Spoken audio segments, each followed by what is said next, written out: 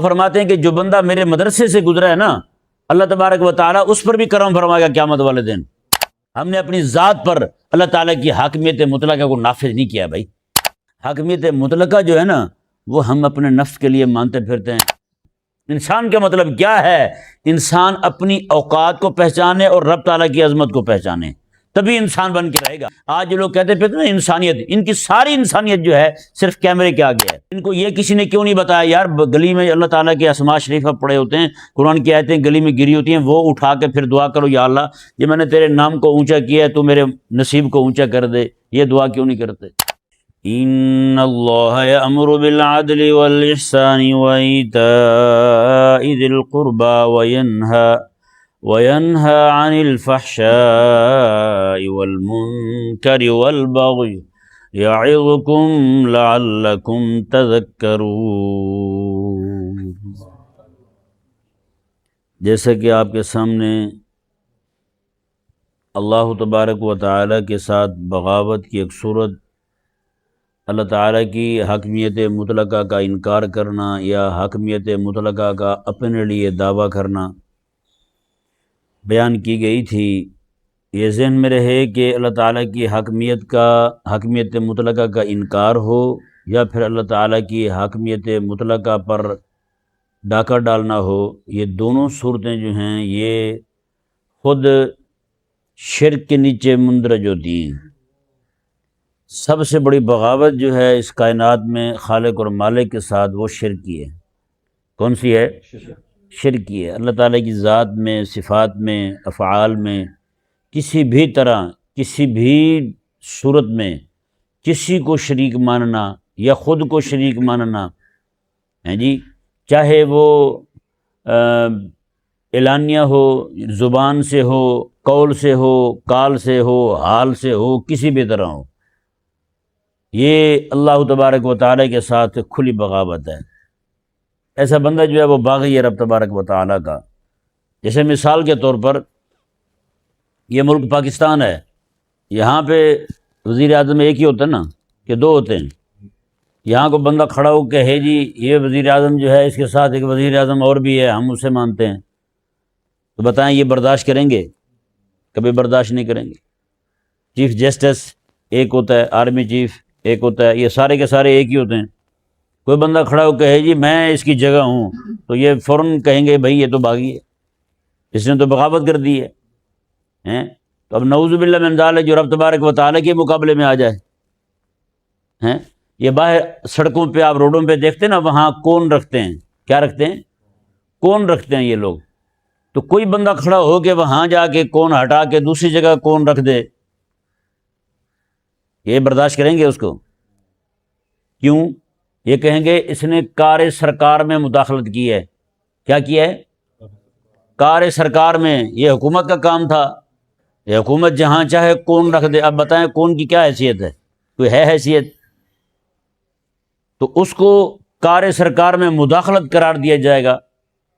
کوئی بندہ جا کے کسی بھی عمارت کا، سرکاری عمارت جو ہے اس کا اکیلا رنگ ہی بدلنا شروع کر دے کہ جی یہ والا پینٹ ٹھیک نہیں ہے، ماسٹر پینٹ کرنا چاہیے، یہ فلاں پینٹ کرنا چاہیے، تو اسے تو کار سرکار میں مداخلت سمجھی جائے گی اور کہا جائے کہ کار سرکار میں مداخلت ہے۔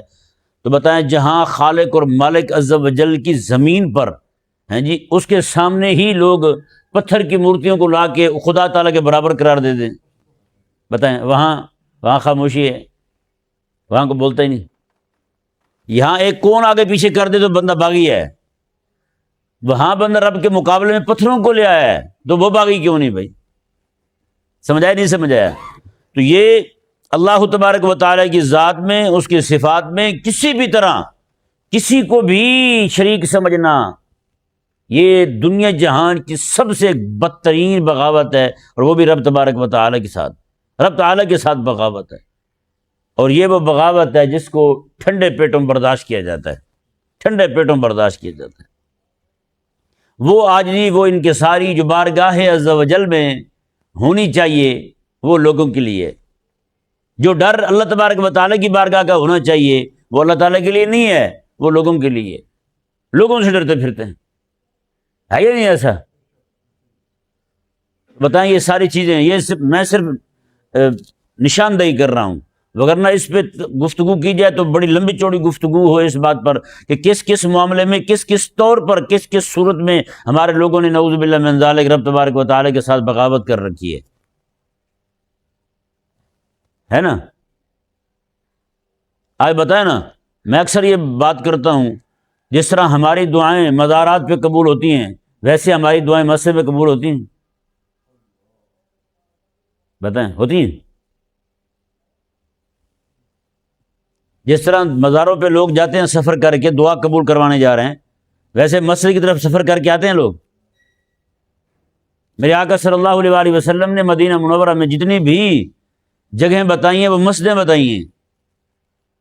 مسجد فتح ہو گئی، وہاں دعا کی تھی میرے آقا علیہ الصلوۃ والسلام نے، اور مدینہ منورہ میں مسجد نبی شریف کے ساتھ ہی یہ جنت البقیع شریف جو ہے وہاں ساتھ ایک مسجد شریف ہے، وہاں کریم آقا صلی اللہ علیہ وسلم کے ایک صحابی تھے، انہوں نے عرض کی یا رسول اللہ اس طرح معاملہ ہے. آقا علیہ السلام میں اس جگہ جا کے تم 2 نفل پڑھو اور دعا کرو، اللہ تعالیٰ قبول فرما لے گا. مسجد تھی. آج ہماری قوم کی دعائیں کہاں قبول ہوتی ہیں؟ مسجد میں ہوتی ہیں. جس کو بھی دیکھو کوئی مسئلہ آ گیا ہے، چلو جی دیکھ دربار پہ دے دو. یہ تو کوئی نہیں کہتا یار مدرسے میں حضور علیہ السلام کے دین کے بچے پڑھ رہے ہیں، وہاں جا کے کچھ بچوں کو کھلا دو، اللہ تعالیٰ خیر کر دے گا. وہاں کسی کی دعائیں قبول نہیں ہوتی. حضرت سیدنا شیخ الامام عبد القادر الجیلانی رضی اللہ تعالیٰ عنہ جو ہیں، آپ کو دیکھیں آپ کیا فرماتے ہیں. آپ فرماتے ہیں کہ جو بندہ میرے مدرسے سے گزرا ہے نا، اللہ تبارک و تعالیٰ اس پر بھی کرم فرمائے گا قیامت والے دن.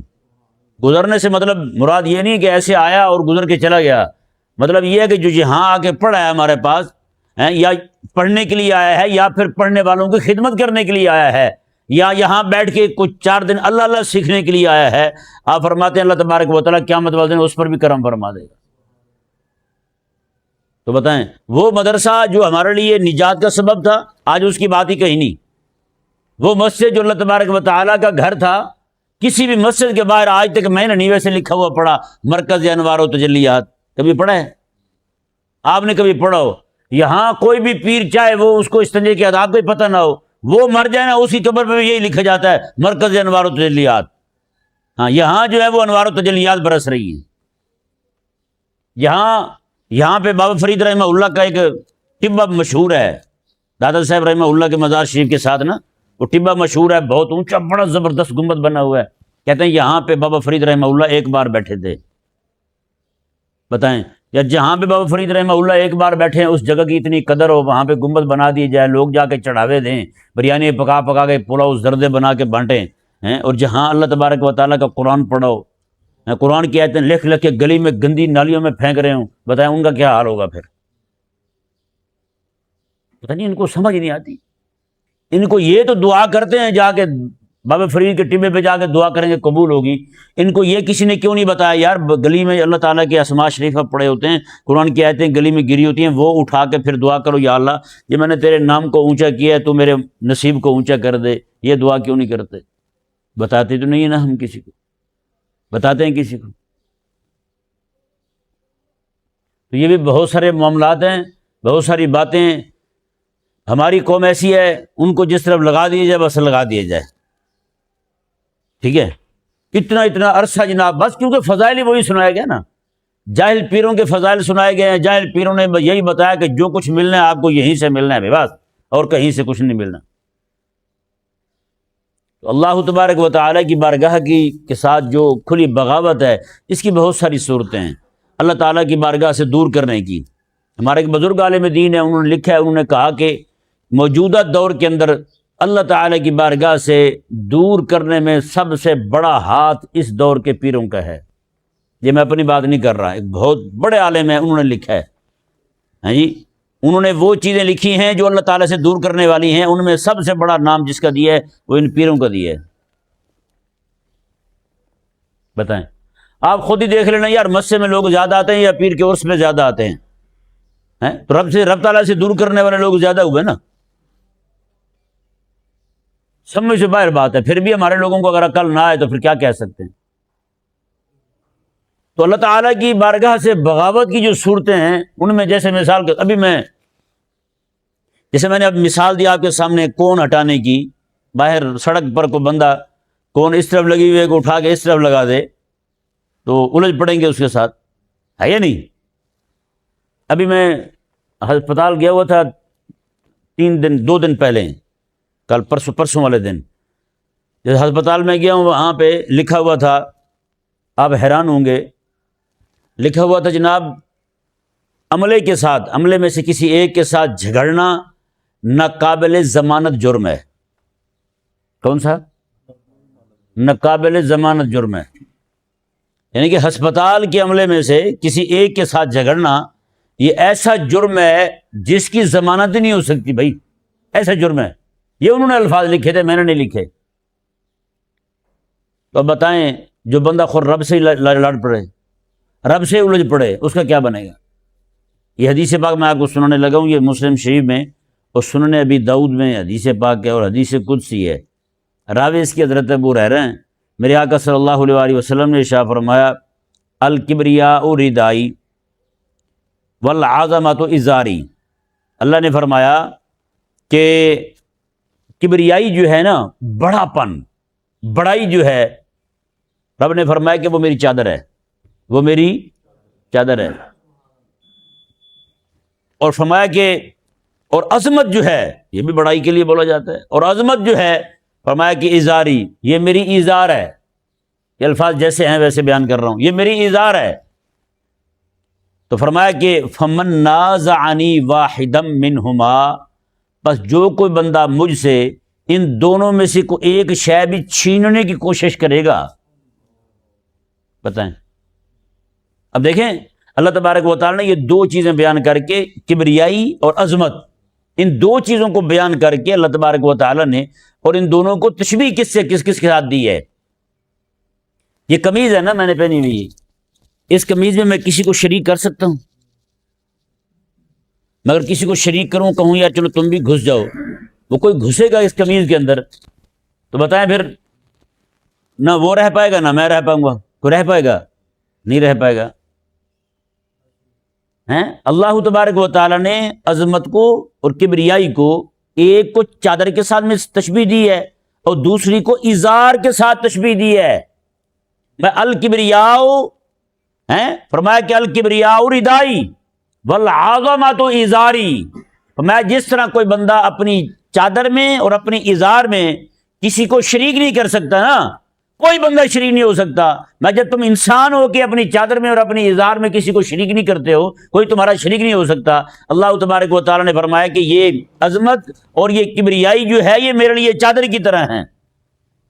فمن نازعنی احدا منہما، رب تبارک و تعالیٰ نے فرمایا کہ جو بندہ مجھ سے چھیننے کی کوشش کرے گا، رب تعالیٰ نے فرمایا قذفتہ فی النار، میں اسے جہنم میں ڈال دوں گا، اور وہ پکا پکا دائماً ابداً جہنم میں رہے گا۔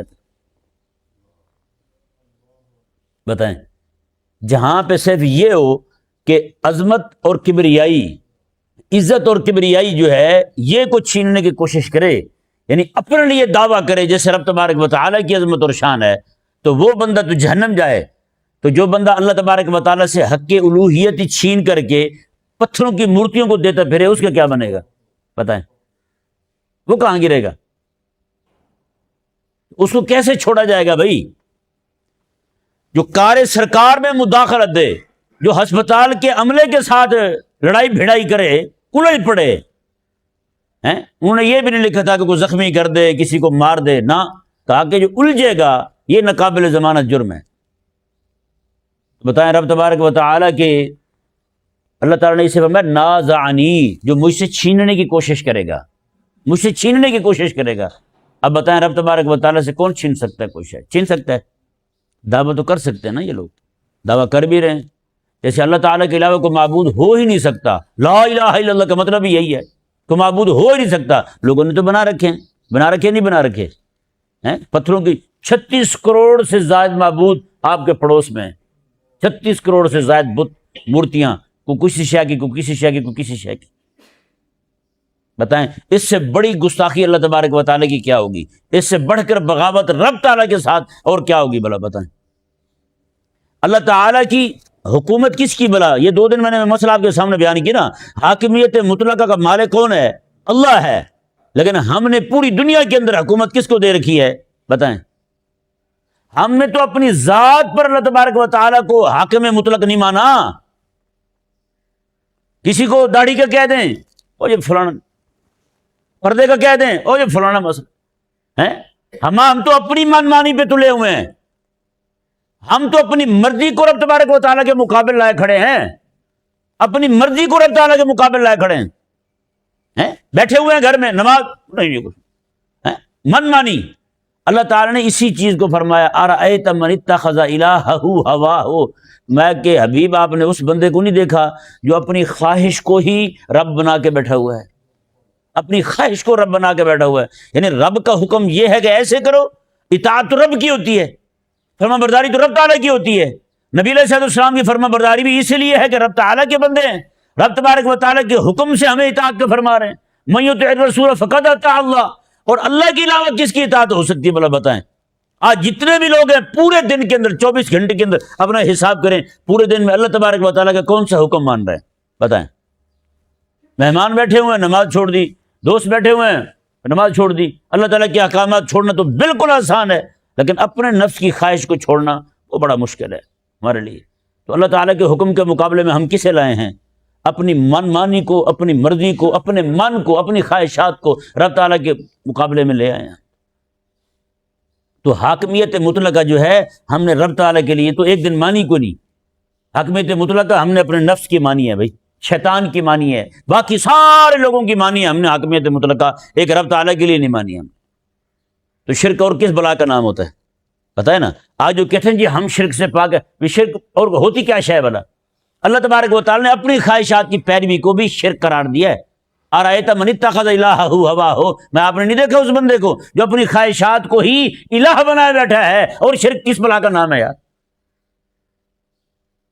ہم نے اپنی ذات پر اللہ تعالیٰ کی حاکمیت مطلقہ کو نافذ نہیں کیا بھائی. ہم تو رب تعالیٰ کے مقابلے میں اپنے نفس کو لے آئیں، اور اسی کو اللہ تبارک و تعالیٰ نے قرآن کریم میں شرک قرار دیا ہے. سمجھ آیا نہیں سمجھ آیا بھائی؟ ہاں یہ معاملات ہیں جن معاملات میں ہم جناب الجھے ہوئے ہیں اور ہمیں پتہ ہی کوئی نہیں ہے. اور کسی سے جا کے ہم پوچھتے بھی تو نہیں ہیں نا کہ جناب بتائیں ہمیں یہ مسئلہ آ رہا ہے، ہمیں یہ مسئلہ آ رہا ہے. پہلے ہمارے بزرگ جو ہوتے تھے اپنے نفس کی اصلاح لیتے تھے، بزرگوں کے پاس جاتے تھے اور وہاں جا کے اتنا عرصہ رہتے تھے. اپنے ایک بزرگ تھے، ان کے پاس ایک بندہ گیا، جا کے کہنے لگا ہم آگے کیوں آئے ہو؟ کہنے لگا جی حضرت انسان بننے آیا ہوں. میں کیا بننے آیا ہوں؟ انسان بننے آیا ہوں. انسان کا مطلب کیا ہے؟ انسان اپنی اوقات کو پہچانے اور رب تعالیٰ کی عظمت کو پہچانے، تبھی انسان بن کے رہے گا. وگرنہ آپ کسی کو دیکھیں اتنا اکڑا پھرتا ہو، تکبر، دماغ اٹا ہوا ہو اس کا. ایک بادشاہ تھا، اس نے نئی تہ بند خریدی، پہن کے آیا نا اپنے وزیر کے سامنے، کہنے لگا بتاؤ تو صحیح میں کتنا قیمتی لگ رہا ہوں تمہیں. اس نے کہا کہ 50 روپے کے تو ہوں گے. اس نے کہا خدا تمہیں ہدایت دے، 50 روپے کی تو اکیلے میں نے دھوتی پہن رکھی ہے. اس نے کہا میں نے بھی اسی کی لگایا ریٹ. اس نے کہا تو پھر میں؟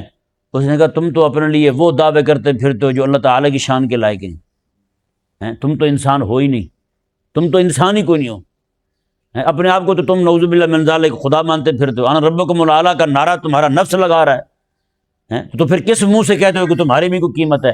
قیمت تو دنیا میں لگتی ہے تو صرف انسان کی لگتی ہے. آپ تو انسان ہی کوئی نہیں. آپ تو اپنے لیے کس چیز کے دعوے کرتے پھرتے ہو؟ حاکمیت مطلقہ جو خاصہ ہے مالک عز و جل کی بارگاہ کا، وہ دعوے تم اپنے لیے، اپنی ذات کے لیے، اپنے نفس کے لیے کر رہے ہو. تو پھر تمہاری کیا قیمت ہو سکتی ہے بتاؤ؟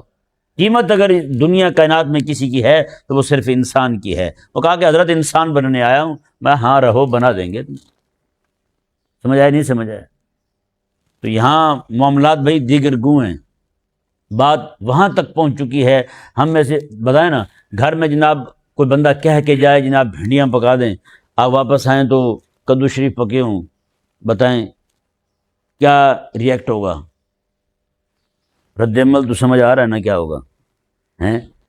ہم تو چاہتے ہیں کہ ہماری مرضی کے خلاف اتنا بھی نہ ہو. حالانکہ سبزی کی جگہ ہی سبزی بنی ہے، سبزی کی جگہ ہی سبزی بنی ہے، تو ہمیں برداشت نہیں ہوا. رب تبارک و تعالی نے ہمیں پیدا کس لیے کیا ہے؟ عبادت کے لیے پیدا کیا ہے کہ رب کی عبادت کی جائے. اگر انسان جو ہے رب کی عبادت چھوڑ کے اپنے نفس کے سامنے جھک جائے، انسان جو ہے رب کی عبادت چھوڑ کے بتوں کے آگے جھک جائے، تو بتائیں اس نے مقصد تخلیق کو فوت کیا یا نہیں کیا؟ اس بات پہ اسے غصہ کیوں نہیں آتا؟ پھر گھر میں بھنڈی کی جگہ کوئی اور سبزی بن جائے تو اسے غصہ آ جاتا ہے۔ تو میں نے کہا ہے نا، حاکمیت مطلقہ جو ہے نا وہ ہم اپنے نفس کے لیے مانتے پھرتے ہیں، لیکن کوئی بتانے والا نہیں ہے۔ کوئی تو بتائے، کوئی سمجھائے نا، بھائی تیرے اندر مسئلہ ہے تو اپنے آپ کو کچھ اور ہی سمجھتا ہے۔ جہاں یہیں پہ ملتان چنگی پہ ایک گاڑی والا کھڑا تھا، پیچھے سے غریب نے ہارن دے دیا، موٹر سائیکل والے نے، گاڑی والے نے وہیں سے پستول اس کے پاس تھا، نکال کے گولی ٹھوک دی اس نے۔ یہ درس میں بتایا تھا میں نے، 3-4 سال پرانی بات ہے، یہی ملتان چنگی پہ ہوا تھا۔ ہارن دے دے تو یہاں آپ دیکھیں پوری دنیا میں کہیں بھی چلے جائیں آپ، ہمارا ایک لیول الگ ہی ہے۔ پوری دنیا میں کہیں بھی چلے جائیں، کوئی پیچھے سے ہارن دے دے نا، اس کی کوشش ہوتی ہے اس کو راستہ دے دوں۔ ہمارے ہاں آپ چاہتے ہیں کہ اگر سپیڈ لگا دے دوڑ جائے، آپ صرف پیچھے ہارن دے دیں، ہارن دیں گے بعد وہ دوڑ لگا دے گا۔ یہ نہیں کہ اس کو راستہ دے دے، وہ کہے گا نہیں بھائی صاحب میں ہی، یہ حساب ہے۔ آگے بڑھنے کی فکر جو ہے نا وہ یوں ہے۔ اللہ اکبر۔ میرے آقا صلی اللہ علیہ وسلم کی بارگاہ میں صحابہ کرام کے آنے سے پہلے ان لوگوں کی حالت کیا تھی؟ اس بات پہ لڑائیاں ہو جاتی تھیں کہ فلاں نے اپنے جانوروں کو پانی کنویں سے پہلے کیوں پلایا ہے، اور اس بات پہ لڑائی ہوتی تو بڑا بڑا عرصہ تک، کئی نسلوں تک، خاندانوں تک لڑائیاں چلتی رہتی تھیں۔ میرے آقا علیہ السلام کی بارگاہ میں جب آ گئے، ایک جنگ کے موقع پر اللہ اکبر پانی کی طلب ہوئی، العطش کا لفظ بولا گیا زخمی کی طرف سے، کہا کہ پانی تو دو۔ وہ پانی لے کے آئے تو دوسرے پاس سے آواز ہے مجھے بھی پانی چاہیے۔ وہ پانی لے کے آگے گیا، اس نے کہا نہیں جی اگلے کو دے دو، اگلے کو دے دو۔ 7 بندوں کے پاس پانی لے کے 7ویں بندے کے پاس گئے، پیچھے دیکھا سارے دنیا سے روانہ ہو چکی پانی نہ، کہا نہیں اس کو دے دو، اس کو دے دو۔ ایک وقت تھا کہ گھوڑے کے پانی آگے پیچھے پینے پر لڑائیاں ہوتی تھیں۔ میرے حبیب علیہ السلام کی بارگاہ میں آئے، میرے آقا علیہ السلام نے انسانیت کی تعلیم فرمائی نا جب ہیں، تو پھر جناب یوں ایک دوسرے پہ اپنی جانیں نچھاور کر رہے ہیں، کہا کہ نہیں یار میرے سے زیادہ ان کو ضرورت ہے۔ آقا علیہ السلام کے زمانے عطر نہیں، ایک سری سمجھتے ہیں بکری کی سری، وہ بھنی ہوئی ایک گھر سے روانہ ہوتی کہ یار فلاں کو دے دو۔ ان کے گھر میں گئی، انہوں نے کہا یار ہمارا پڑوسی جو ہے نا اس کو زیادہ ضرورت ہے، انہوں نے اٹھا کے ان کو دے دی۔ انہوں نے کہا ان کو زیادہ ضرورت ہے، وہ آگے واپس اسی گھر آ گئی جس گھر سے روانہ ہوئی تھی۔ مطلب یہ کہ وہ پڑوسی بھی سمجھتا تھا کہ اس کو زیادہ ضرورت ہے، اس کو بھی ضرورت تھی، اس کے باوجود اس نے اٹھا کر کے اپنے پڑوسی کو دے دی۔ ایک وقت وہ تھا لڑائیاں یہاں تھیں، اور ایک وقت آیا کہ معاملہ یہاں پہنچ گیا۔ یہ ہے صحبت نبوی کا اثر۔ میرے آقا علیہ السلام کی بارگاہ شریفہ جو ہے نا وہاں رہ کر کے کیا سیکھا صحابہ کرام علیہ رضوان نے۔ آج جو لوگ کہتے پھرتے ہیں نا انسانیت، ان کی ساری انسانیت جو ہے صرف کیمرے کے آگے ہے، کیمرے کے آگے ہے۔ ان میں سے کوئی بندہ جو پیسے بانٹ رہے ہوتے ہیں نا، یہ ان کی بات کر رہا ہوں، جو پیسے بانٹ رہے ہوتے ہیں، پیسے بانٹتے ہوئے بعد میں پتہ چلے نا ویڈیو نہیں بنی، بتائیں کیا ان کا رد عمل ہوگا؟ ہیں کئی بار تو مجھے یہ بھی پتہ چلا ہے کہ یہ لوگوں کے سامنے، کیمرے کے سامنے پیسے بانٹ کے مووی بند کی اور پیسے واپس لے لیتے ہیں، چل بھائی ٹھیک ہے جاؤ، تو مووی بنانے مقصد تھا نا وہ تو ہو گیا۔ جیسے کئی لوگ جو ہے نا پہلے تو یہ بہت زیادہ کرتے تھے، اب بھی کرتے ہیں، دعا کرتے ہیں صرف تصویر بنانے کے لیے۔ کس کے لیے؟ تصویر بنانے کے لیے۔ اب بتائیں نا، کوئی بندہ کسی کو کوئی شے دے ہیں صرف تصویر بنانے کے لیے اور بعد میں واپس لے لے تو اس کو کتنی تکلیف ہوگی؟ تو دعا مانگنا ایک عبادت ہے۔ رب کی بارگاہ میں جناب اتنی بڑی بدتمیزی، رب کی بارگاہ میں ایسے ہاتھ اٹھائے لوگوں کو دکھا رہا ہے کہ رب سے مانگ رہا ہوں، اور اس کا اللہ تعالیٰ سے مانگنے کا جو ہے نا وہ اس کی نیت ہی کوئی نہیں، وہ تو ہاتھ اٹھائے کھڑا ہی اس لیے ہے تاکہ اس کی تصویر بن جائے۔ بتائیں، اللہ تبارک و تعالی سمجھنے کی توفیق عطا فرمائے۔ سچی بات ہے، ایک ایک بات جہاں جہاں بھی آپ غور کرتے جائیں گے نا آپ کو پتہ چلے گا یار ہم جو ہے نا وہ انسانیت جس شے کا نام ہے نا، ہم وہاں بھی نہیں کھڑے ہوئے۔ اپنے آپ کے لیے بہت بڑے دعوے کیے ہوئے ہیں۔ آپ یہ تیسرا دن ہو گیا آج شرک، یہ شرک کے تحت ہی حاکمیت مطلقہ کا انکار جو ہے نا، حاکمیت مطلقہ کا کسی اور کے لیے اس بات کرنا، وہ چاہے کوئی انسان ہو چاہے کوئی بھی ہو ہیں، یا پھر جناب حاکمیت مطلقہ کا جو ہے نا وہ اس بات اپنے نفس کے لیے کرنا، یہ انتہائی نقصان دہ بات ہے۔ اللہ تبارک و تعالی ہمیں سمجھنے کی توفیق عطا فرمائے۔